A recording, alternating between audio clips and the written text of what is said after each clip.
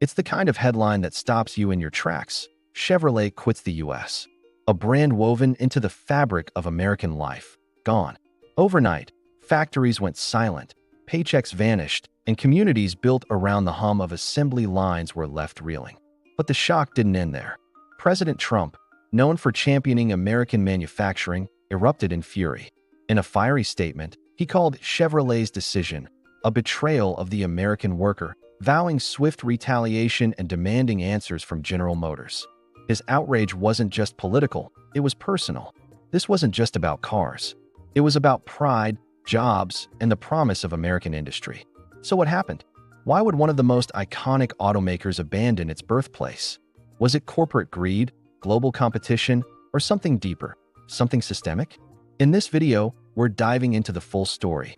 We'll unpack the timeline behind Chevrolet's shocking exit, explore Trump's explosive response, and examine the billions of dollars in economic fallout that now hang over the nation. From the boardrooms of Detroit to the living rooms of laid-off workers.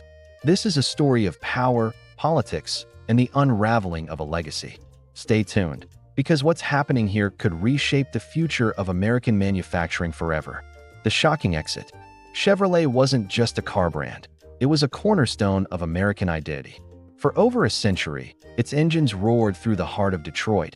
Its assembly lines powered generations of workers, and its vehicles became symbols of freedom, grit, and innovation. From the post-war boom to the muscle car era, Chevrolet helped define the American dream.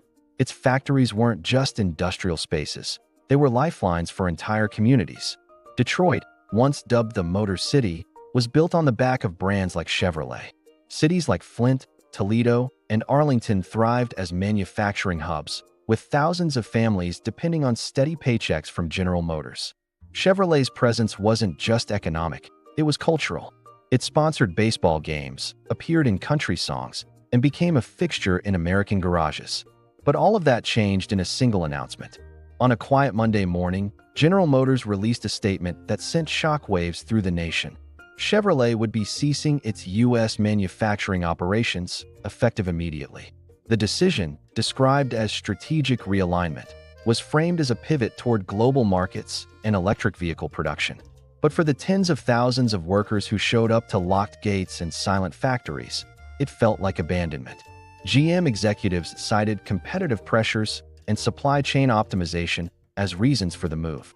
In a press release, CEO Mary Barra stated, "We remain committed to innovation and sustainability, and this decision positions Chevrolet for long-term success."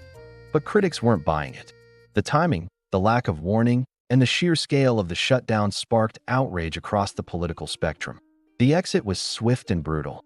Overnight, thousands of jobs disappeared. Union leaders were blindsided. Local governments scrambled to assess the damage. And the American public was left asking, how did this happen? The explosive response. President Trump didn't mince words.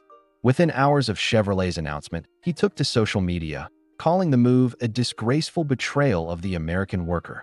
In a press conference later that day, he doubled down. Chevrolet built its empire on American soil. Now they're turning their backs on the very people who made them great.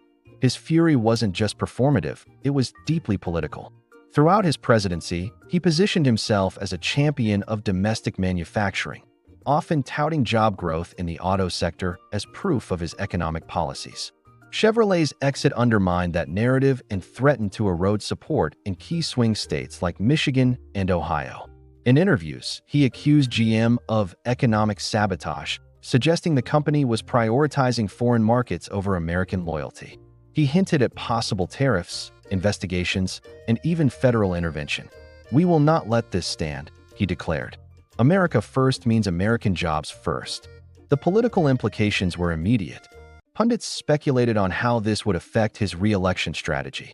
Labor unions, traditionally skeptical of Trump, found themselves aligned with his outrage. Meanwhile, Democratic leaders seized the moment to criticize corporate greed and call for stronger labor protections. The video Trump furious after Chevrolet quits U.S.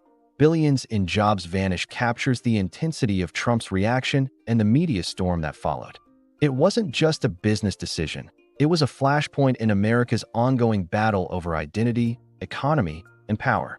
The economic fallout. The numbers are staggering. Chevrolet's exit from the U.S. market resulted in the immediate loss of over 40,000 direct jobs. But the ripple effects extended far beyond the factory floor. Suppliers, dealerships, logistics companies, and local businesses all felt the shock. In cities like Lansing and Fort Wayne, entire neighborhoods were economically tethered to Chevrolet's operations. Union leaders described the shutdown as catastrophic. One representative from the United Auto Workers said, "This isn't just about paychecks. It's about dignity, stability, and the future of our communities." Former employees shared stories of being locked out without warning, their benefits frozen, and their futures uncertain. Local economies took a hit. Restaurants near plants saw foot traffic vanish. Schools lost funding tied to property taxes from GM facilities. Real estate markets dipped as families began relocating in search of work.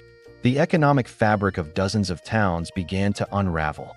The video Trump furious after Chevrolet quits U.S. as billions in jobs vanish offers a sobering look at this devastation. Interviews with laid-off workers reveal the emotional toll. Parents unsure how to feed their children, retirees losing pensions, and young professionals watching their career paths collapse. And it's not just about jobs. The loss of Chevrolet's U.S. operations signals a broader shift in the global economy. It raises questions about the future of American manufacturing, the role of automation, and the impact of globalization. For many, it feels like the end of an era. Why did Chevrolet leave? Behind the headlines lies a complex web of corporate strategy. Chevrolet's decision to exit the U.S. wasn't made overnight. It was the result of years of shifting priorities. As the global auto industry pivots toward electric vehicles, EVs, companies like GM are rethinking their manufacturing footprints. Chevrolet's leadership pointed to the need for agility and innovation. By consolidating operations overseas, they claim they can better compete in emerging markets and invest more heavily in EV technology. Countries like China and Germany offer cheaper labor, advanced infrastructure, and government incentives for green manufacturing. Cost-cutting also played a role. Automation has reduced the need for human labor, and U.S. regulations around emissions and labor rights add financial pressure. Executives argue that moving operations abroad allows them to remain profitable in a rapidly evolving industry. Trade policies haven't helped. Tariffs on steel and aluminum, fluctuating fuel prices, and political instability have made domestic production more expensive. Some analysts believe that recent policy decisions accelerated Chevrolet's departure. The video Trump furious after Chevrolet quits U.S. billions in jobs vanish dives into these factors, showing how a mix of economic forces and corporate ambition led to one of the most dramatic exits in American industrial history. The human cost. Beyond the numbers and politics lies the human cost, a silent crisis unfolding in homes across the country. For many workers, Chevrolet wasn't just a job. It was a legacy. Generations of families worked on the same assembly lines, built lives around steady wages, and took pride in contributing to something bigger than themselves. Now, that legacy is fractured. Interviews with laid-off employees reveal a deep sense of betrayal. One worker from Flint said, "My father worked here. I worked here. I thought my son would too. Now we're all out." Families are grappling with lost income, mental health struggles, and the uncertainty of what comes next. Community leaders are scrambling to respond. Food banks are overwhelmed. Churches are organizing support groups. Local governments are lobbying for federal aid. But the emotional toll is harder to quantify. Feelings of abandonment, anxiety, and grief ripple through every affected town. The video Trump furious after Chevrolet pulls out of U.S. billions in jobs vanish highlights these stories, giving voice to those often overlooked in corporate decisions. It's a reminder that behind every factory closure are real people, parents, children, neighbors, whose lives have been upended. This isn't just an economic story. It's a human one, and it's far from over. The plan to fight back. President Trump didn't just express outrage. He launched a counteroffensive. Within days of Chevrolet's announcement, he unveiled a series of aggressive policy proposals aimed at punishing General Motors and protecting American manufacturing. At the top of the list, new tariffs targeting automakers that outsource production. "If you build it overseas, you'll pay the price when you try to sell it here," Trump declared. He also called for sweeping incentives to bring manufacturing back home. These included tax breaks for companies that open new plants in the U.S., federal grants for retooling domestic factories, and expanded funding for vocational training programs. The message was clear: rebuild American industry or face economic consequences. Trump didn't stop there.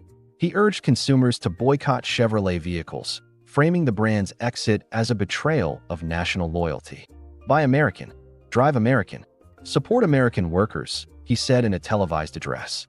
He also hinted at legislative action, pushing Congress to pass bills that would penalize corporations for offshoring jobs. The industry's response was mixed. Some automakers, like Ford and Tesla, expressed cautious support for domestic incentives, while others warned that protectionist policies could backfire.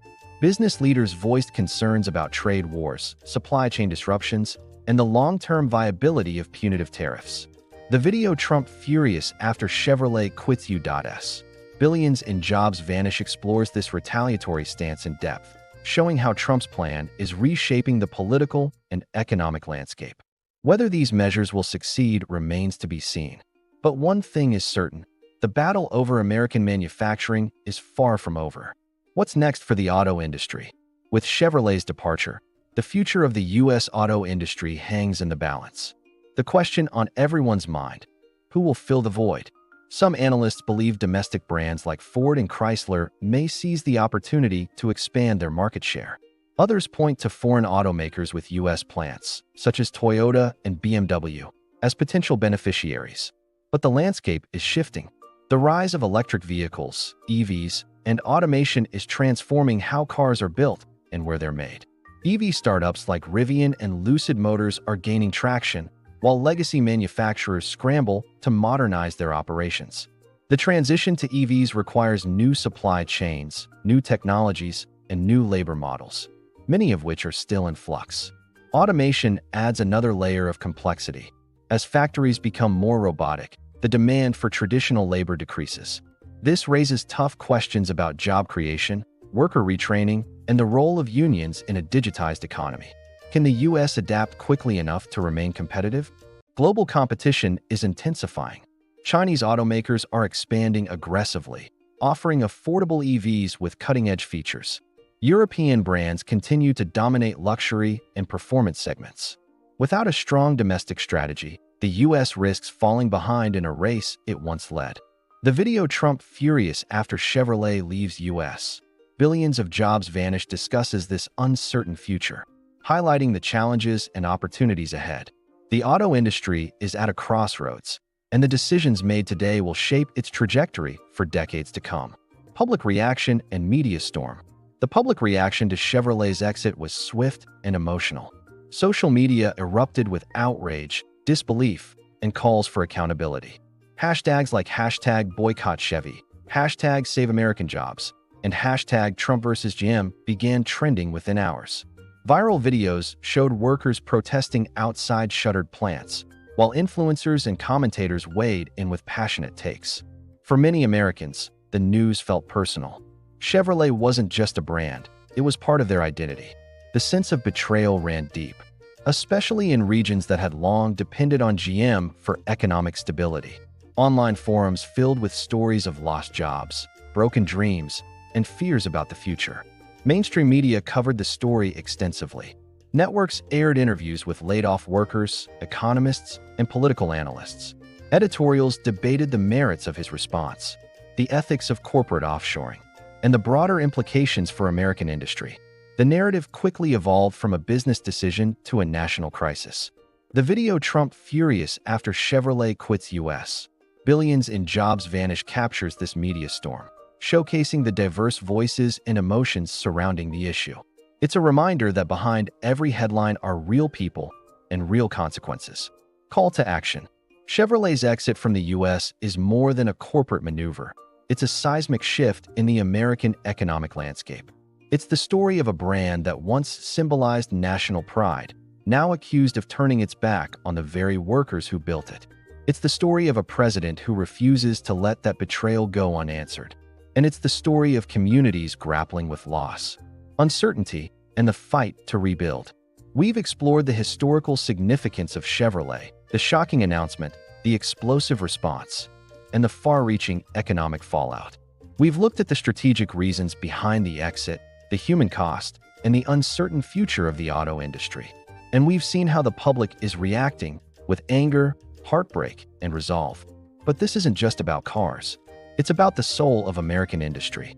It's about whether the nation can reclaim its manufacturing legacy or watch it slip away. It's about choices, corporate, political, and personal, that will define the next chapter of the American story. If this video resonated with you, share your thoughts in the comments. Tell us how this decision has affected your community, your family, or your future. Don't forget to like, subscribe, and hit the notification bell so you never miss an update. Together, we can keep this conversation alive and maybe, just maybe, help steer it toward a better road ahead.